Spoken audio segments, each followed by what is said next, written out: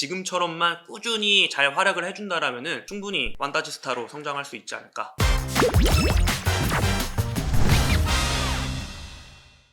안녕하세요, 위원님. 네, 안녕하세요. 오늘도 피곤한 얼굴이신데 아닌 척 하시는 것 같은데. 촬영인데 피곤한 그런 내색하면 안 되잖아요. 저번 영상에서는 피곤한 척 엄청 하셨어요.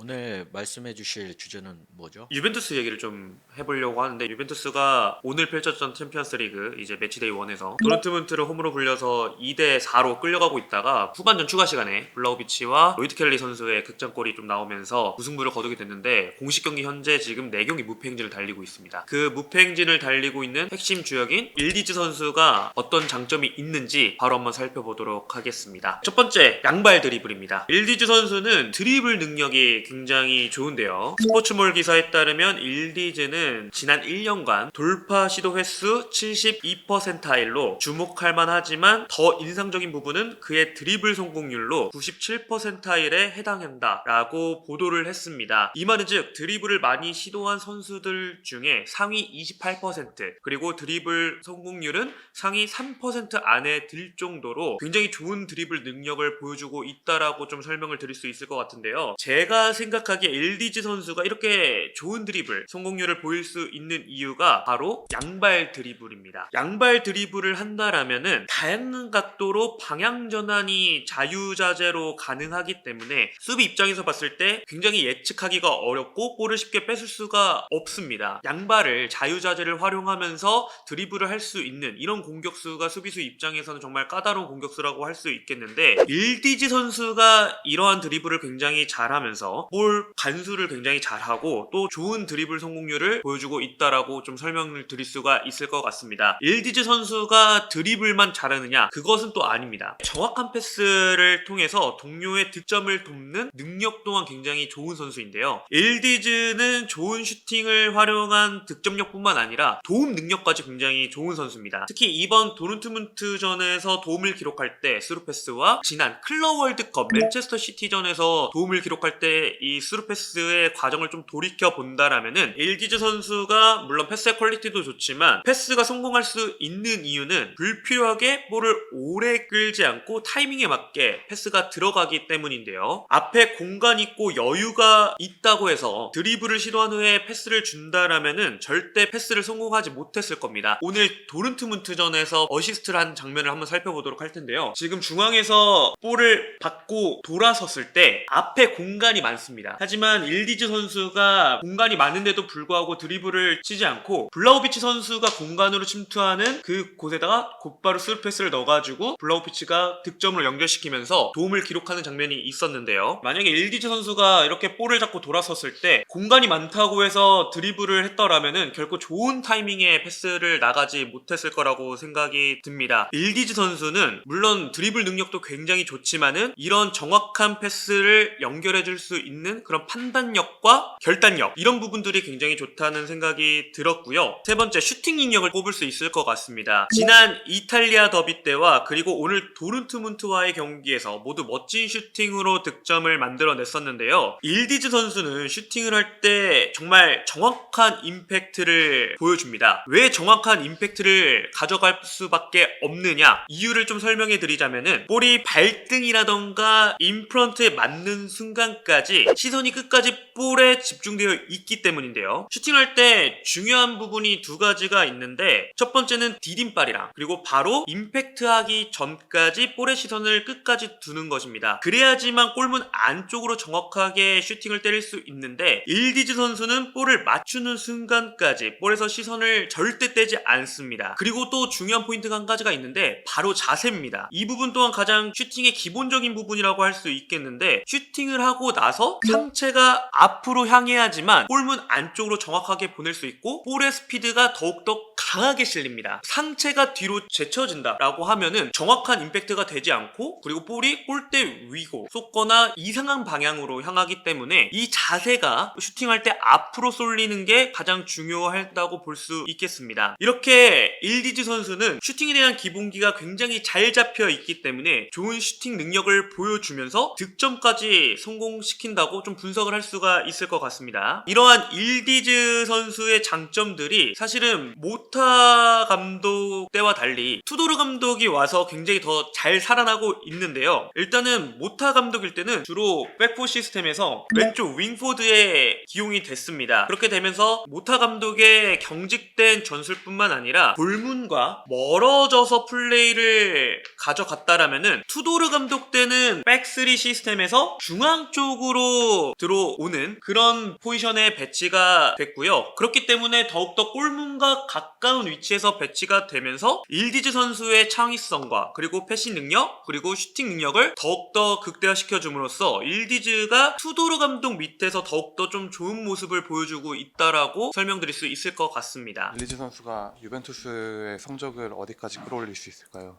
지난 시즌 모타 감독 때도 사실은 잘했어요. 일딘 선수가 굉장히 팀의 핵심 선수라고 봐도 무방했었고, 지난 시즌 겨울 이제 막바지에 투도르 감독 체제 하에 적응이 되고 이번 시즌에 지난 시즌보다 더욱더 나아진 모습을 보여주고 있거든요. 이게 약간 전술 차이라고 볼 수 있을 것 같은데, 모타 감독 때는 약간 벌려서 플레이를 가져갔다라면은 투도르 감독 체제에서 백3 시스템에서 중앙 쪽으로 들어와서 10번 역할 를 많이 주로 맡고 있거든요. 그러다 보니까 볼이 왔을 때 돌아서서 일디즈 선수가 가지고 있는 패싱 능력이라던가 창의성 혹은 이제 일디즈 선수의 슈팅 능력이 더욱더 빛을 발하면서 좋은 모습을 보여주고 있는데, 이런 꾸준한 모습을 일디즈 선수가 이번 시즌에도 보여준다라면은 충분히 팀을 리그 우승까지 끌어올릴 수 있지 않을까라는 생각이 있습니다. 세리에를 잘 안 보는, 잘 모르는 사람들이 이 선수 자체를 아예 잘 모를 수도 있잖아요. 이 선수와 유사한 선수, 좀 비슷하다고 생각하는 선수가 누가 있는지 좀 궁금합니다. 조지아 흐비차와 좀 비슷한가요? 사실 흐비차 선수랑도 좀 비슷한 부분이 많은 것 같아요. 근데 흐비차 선수가 PSG에서는 와일드한 플레이를 가져가거나 혹은 뭐 중앙 쪽으로 들어와서 플레이를 가져갈 때도 있는데, 일단 흐비차 선수가 굉장히 비슷한 게 왼쪽 측면에서 드리블 패턴 유형이 물론 측면으로도 드리블을 가져갈 때도 있지만 주로 이 오른발잡이 선수다 보니까 안쪽으로 치고 들어가는 드리블을 통해서 패스를 넣어준다던가 혹은 직접 마무리 슈팅까지 가져가는 부분, 흐비차 선수와 비슷하다고 좀 볼 수 있을 것 같습니다. 쿠니아는요? 룰이 다른데, 일단 마테우스 쿠냐 같은 경우에는 조금 더 일디즈 선수보다는 중앙지향적인 성향을 더 많이 가지고 있는 것 같고, 볼을 받을 때 보면은 약간 일디즈 선수는 많이 내려와서 받진 않아요. 위쪽에서 이쪽 부분에서 많이 받던가, 그리고 백3 시스템에서도 계속해서 중앙 쪽에만 머무르는 게 아니라 일디즈 선수를 이렇게 와일드하게 측면으로 벌려서 볼을 받을 때도 있거든요. 근데 약간 쿠냐 선수 같은 경우에는 더욱더 일디즈 선수보다는 중앙지향적인 성향을 가지고 있고, 볼을 받을 때도 맨체스터 유나이티드 때도 그렇고 지난 뭐 울버햄 때도 그렇고 계속해서 조금 더 낮은 위치에서 볼을 받는 경우가 있는데, 약간 이런 부분에 있어서 일디즈 선수와는 좀 차별점이 있다라고 할 수 있을 것 같습니다. 저 3-4-1에서 2에 뛰는 포지션의 선수들이 포백을 썼을 때는 윙포워드 쪽으로 빠지는 선수가 있거나 아니면은 중앙에서 뛰는 선수들이 있을 텐데, 일리즈 선수 같은 경우에는 포백을 쓴다라고 하면 포지션 범용성이 어떻게 되는지도 좀 궁금합니다. 백4 시스템을 썼을 때는 그래도 4-1-3-1이라고 가정을 했을 때 일디즈 선수는 일단은 1의 자리는 아닌 것 같아요. 조금 더 측면 쪽에 가까운 선수인데, 왜냐면은 이 선수가 측면 쪽에 더 가까운 이유 중에 하나가 공간이 많을 때 자신의 장점이 굉장히 발휘가 잘 되는 선수입니다. 예를 들어서 조금 이쪽에 배치가 된다고 했을 때 측면보다는 확실히 중앙 쪽에 압박의 강도가 높기 때문에, 물론 뭐 일디즈 선수가 탈압박도 좋긴 하지만은 그러면은 이쪽에 섰을 때는 압박을 더 심하게 받아서 자신의 장점을 잘 살릴 수 없다고 제 개인적인 생각이 들거든요. 그렇기 때문에 이 10번짜리 역할보다는 특히 4백 시스템에서는 측면 쪽에 벌렸을 때 공간이 많이 발생했을 때 드리블을 활용을 한다라던가 안쪽으로 치고 들어오면서 패스를 넣어준다던가 이런 부분들이 훨씬 더 장점이 잘 발휘가 된다고 생각이 듭니다. 또 비주얼적으로도 되게 좋은 걸로 알고 있어요. 판타지스타 느낌으로 좀 성장할 가능성도 되게 많겠죠. 튀르키예 그쪽 현지에서는 일디즈 선수는 뭐 앞으로 튀르키예를 이끌 선수다라고 평가를 받고 있고, 이 선수가 유벤투스에서도 제2의 델피에로라는 그런 수식어를 얻고 있거든요. 골을 넣었을 때는 델피에로 선수의 세레머니를 따라를 합니다. 일디즈 선수도 델피에로 선수를 굉장히 존경하고 좋아하는 선수라고도 얘기를 했었고, 유벤투스 팬분들 사이에서도 제2의 델피에로라는 수식어를 많이 붙여주고 있기 때문에 지금처럼만 꾸준히 잘 활약을 해준다라면은 충분히 판타지스타로 성장할 수 있지 않을까 생각이 듭니다.